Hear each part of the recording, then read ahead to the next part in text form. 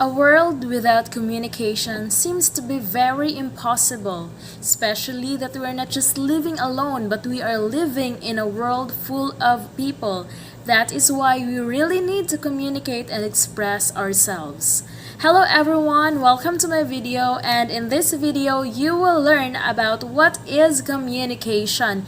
We are going to define what is communication, and we are going to explain what are the ways in order to develop the types of communication that you have or that we have. Now let us define what is communication. Well, communication came from the Latin word communicare, which means to share or to make common. Now we can define communication as the process of understanding and sharing meaning. In other words, nagpasabot lang ni na naay communication kung kamong duha naga-share og meaning. Dili lang pud siya kay naga-share lang og meaning kundi ginasabot pud nimo or understanding the meaning.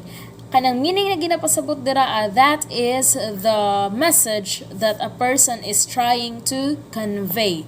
So guys, communication provides central meaning to human experience. Imagine that one, kung wala ang communication, so lisod kaayo ang human experience. Let me emphasize to you the meaning or the definition of communication. Communication is the process of understanding and sharing meaning. So in the definition of communication, naatay upat ka key terms. Again, we have 4 key terms. These are: first is the process, next is understanding, the third one is sharing, and the last one is meaning. So, ato na siyang i-explain ka ng upat ka key terms na related sa definition sa communication. First is ang process. When we say communication is a process, that means that communication changes. Naay mga factors na affecting your way of communication depending on the situation. For example, you talk differently or you communicate differently when it comes to your family. Now, lahi pud ka makipag-istorya kung imong ka-istorya is your teacher or a stranger. So, mo na ginapasabot na process siya, dynamic siya, communication is changing. Dili siya kay you speak fast. When you speak to your members of the family, you speak also fast and very slang lang ba karon or very informal to other people, labi na pag stranger. Diba, lahi ka makipag-istorya sa stranger, lahi pod kung kanang kailag yun kaayo nimo. That is the explanation of communication as a process. The next key term for the definition of communication is understanding. When we say understanding, it means to perceive or interpret and to relate our perception and interpretation to what we already know. In shorter terms, understanding, meaning, comprehending. You understand, nakasabot ka og unsay gusto ipasabot sa nag-istorya sa imuha. Communication takes place if you understand what is being said.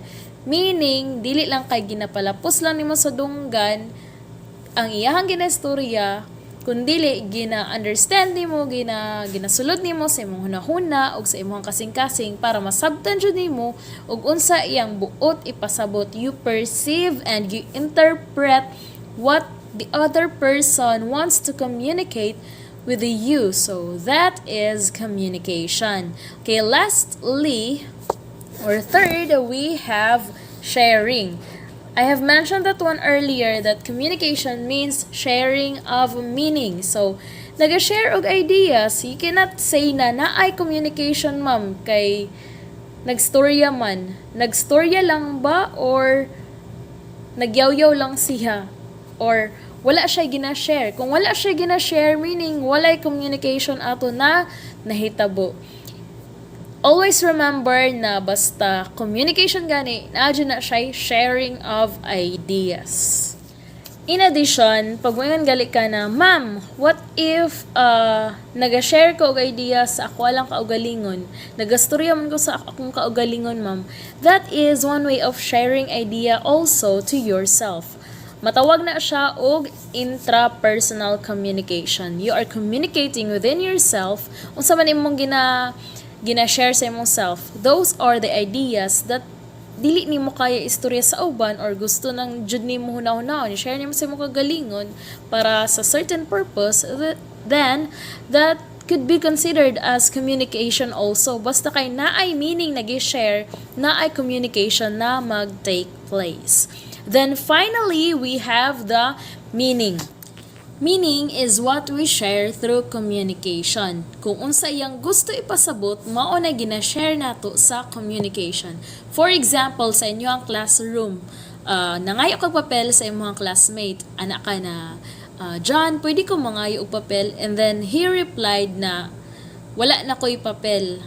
So, pasabot ato, dili na siya makahatag sa imuha. So, ikaw na nangayo, dili na ka mo insist na mangayo jud ka, kaya maskin wala siya ning ingon og dili ka pwede mangayo or no, I could not give you paper, dili ko manghatag, maskin wala siya ning ingon ana, in a way na niingon siya na wala na ko'y papel, that would mean na dili na siya makahatag sa imuha. So mangayo ka sa uban.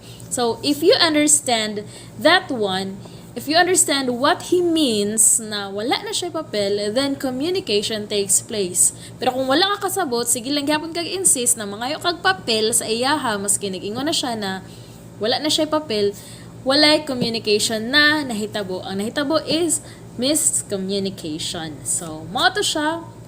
Again, na ay 4 key terms ang meaning sa communication. First is process, then understanding, then sharing, and lastly is meaning. So, process, understanding, sharing, meaning.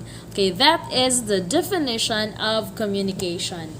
Class, several authors have defined kung unsa joy meaning sa communication. It is indicated there in your module that different na ay sila Newman and Summer. Ana sila na communication is an exchange of facts, ideas, opinions, or emotions by 2 or more persons, and etc. Daghan kayo nag-define sa meaning sa communication, but kita in ourselves we could really we really know unsa jud ang meaning sa communication just by doing so. So kato siya, kanata ng mga definition dra sa authors, maano gina siya, ma-sum up na siya into 4 key terms. Kato na-explain nato, the process of understanding and sharing meaning. So, mo lang to siya ang pinaka-definition sa communication. So, imagine the world without communication, lisod jud kaayo. That is why we really need to communicate to each other in any means. Kaparehas aning gibuhat na ako karon. Nag-video ko para maka-communicate sa inyo ha. So that's one way of communicating.